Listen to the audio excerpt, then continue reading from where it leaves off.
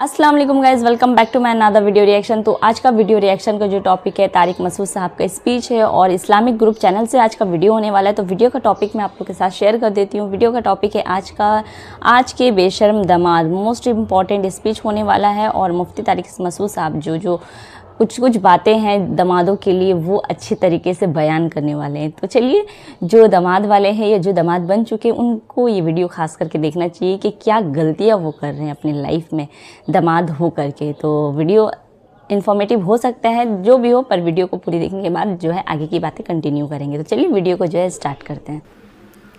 तो अब्बा बाप जो है ना, जो इज्जतदार बाप होता है, बेटियां जब जवान हो जाती हैं तो उसको सबसे पहले फिक्र अपनी बेटी के घर बसाने की होती है, डॉक्टर या इंजीनियर बनाने की नहीं होती।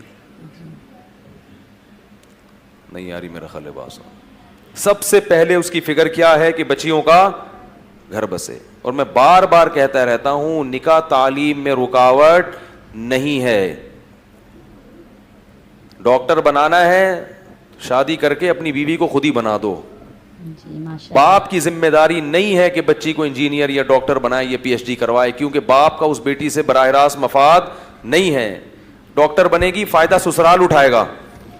क्यों बापों पे इतनी जिम्मेदारियां डालते हो? क्यों आजाब क्यों बना रहे हो बेटी की पैदाइश को? हम रोजे इसलिए रखते हैं कि अल्लाह ने हुक्म दिया, तो अल्लाह ही ने यह भी हुक्म दिया है कि बाप पर बेटी की जिम्मेदारी सिर्फ बुलूगत तक है। बुलूगत के बाद किसकी जिम्मेदारी है? ससुराल की है, क्योंकि बेटी का सारा मफाद ससुराल से वाबस्ता होता है और ससुराल का सारा मफाद उस बेटी से वाबस्ता होता है। कैसे कैसे बेशर्म लोग दुनिया में पाए जाते हैं। बाप शादी नहीं कर रहा, बेटी रिश्ता आ रहा है, वो निकाह नहीं कर रहा। क्यों? इसलिए नहीं कर रहा कि बच्ची अभी मेडिकल कॉलेज में पढ़ रही है। तो मैंने कहा कि मेडिकल कॉलेज में पढ़ने की फीसें आप भर रहे हो, बच्ची को रुखसत कर दो, ससुराल के जिम्मे डाल दो कि हमारी बच्ची के एमबीबीएस के 2 साल रह गए, क्योंकि फायदा तुम ही को होगा, ये 2 साल तुम कराओगे, हम नहीं कराएंगे। ससुराल इतना बेगैरत और बेशरम होता है, अभी गालियां देने पर मेरे दिल चाह रहा है खादिम हुसैन को बुलाऊंगा मैं स्पेशल इस काम के लिए। इतने बेशरम है ना ये दामाद आज का, इस जमाने का। जो दामाद और बेगैरत में कोई फर्क नहीं होता।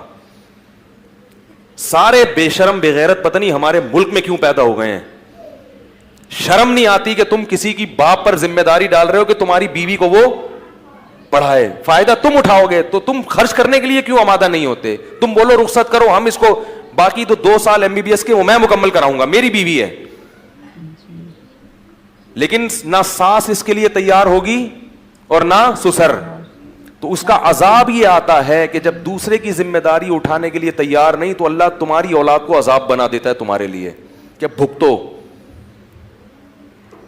खुद दूसरे पे खर्च करने के लिए तैयार नहीं, तो अल्लाह तुम्हारे खर्चे तुम्हारी बेटियों पे कराता है फिर, और फिर उनसे निकाह के लिए कोई तैयार नहीं होता। तो अल्लाह के बंदो, इस कल्चर को तब्दील करो।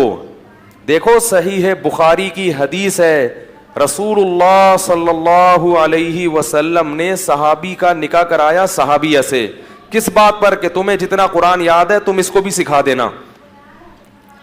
उन साहबिया नहीं थोड़ी कहा एक्चुअली अभी तो मैं हिफ्स कर लूंगी, हाफिज़ा आलिम बन सकती हूँ, शादी के बाद तो इतने मसाइल हैं, कहाँ पढ़ा जाता है, कहाँ, वो तो भाई पहले ही पढ़ लो। ना ना ना भाई, ये पढ़ा देंगे तुम्हें, कुछ भी नहीं होता। इतना मुसल्लत नहीं करना चाहिए, सब कुछ हो जाता है निकाह के बाद भी।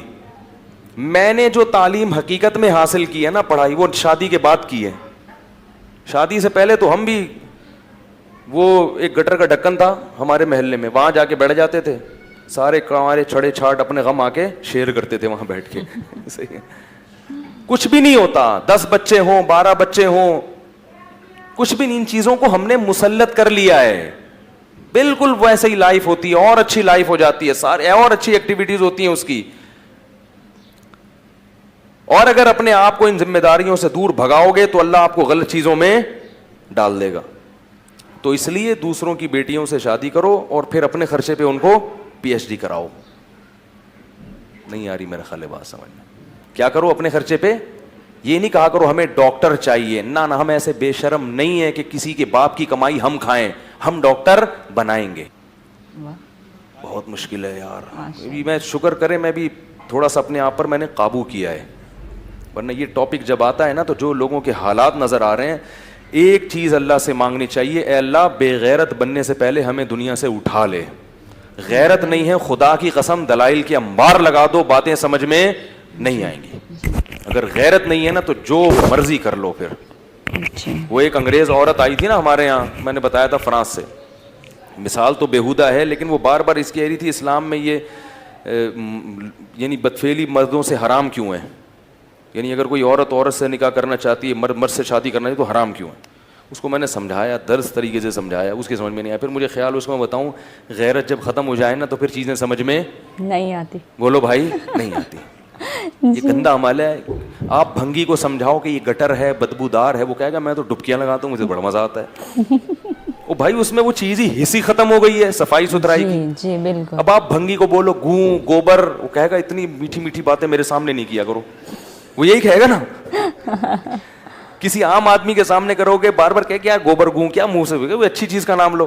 بھنگی کے سامنے جتنا گوں گوبر کرو گے وہ خوش ہوگا, کہیں کسی کا گٹر تو نہیں بند ہے, مجھے لے جاؤ یار, مجھے پیسے ملیں گے. تو حقیقت ہے کہ جب اذا فاتک الحیاء فافعل ما شئت, جب حیا ختم ہو جائے تو پھر جو چاہے کرو. تو بچی بالغ ہوتے ہی اس کی شادی ہونی چاہیے, اور آگے ساری تعلیم وہ کہاں جا کے حاصل کرے گی, سسرا. اور پریگننسی یہ تعلیم میں رکاوٹ نہیں ہے. آپ یورپ امریکہ میں وہاں کی خواتین سے پوچھو, پریگننسی کے دوران یونیورسٹیوں میں جاتی ہیں, پڑھتی ہیں, سب کچھ ہوتا ہے. یہ ہم نے ہوا بنا لیا ہے. ان کے ہاں جو ہو رہا ہے وہ صحیح ہے, اور ہمیں جو ہے نا پتہ نہیں کس لائن پہ لگا دیا. واو, بہت چھوٹی سی ویڈیو تھی, بٹ ویڈیو جو تھی کافی میسج والی تھی اور کافی انفارمیٹیو تھی ہم سب کے لیے. پڑھائی کے لیے کوئی رکاوٹ نہیں ہے. ایج جو ہے امپورٹنٹ نہیں رکھتا ہے کہ آپ جو ہے کتنی عمر کے ہو, لیکن پڑھائی جو ہے آپ ہر حال میں کمپلیٹ کر سکتے ہو. لیکن بہت سارے ہمارے دیشوں میں جو ہے بہت سارے لوگوں کا یہ خیال رہتا ہے کہ نہیں, لڑکیاں جو ہے کنواری اگر ہے تو ہی پڑھ سکتی ہے, شادی کے بعد پڑھنا جو ہے اس کا مشکل ہو جائے گا. تو اس کے لیے یہ جواب جو ہے مفتی صاحب کا بہتر تھا, اور میرے اکارڈنگ. تو آپ سب کو کیسا لگا ان کا جواب؟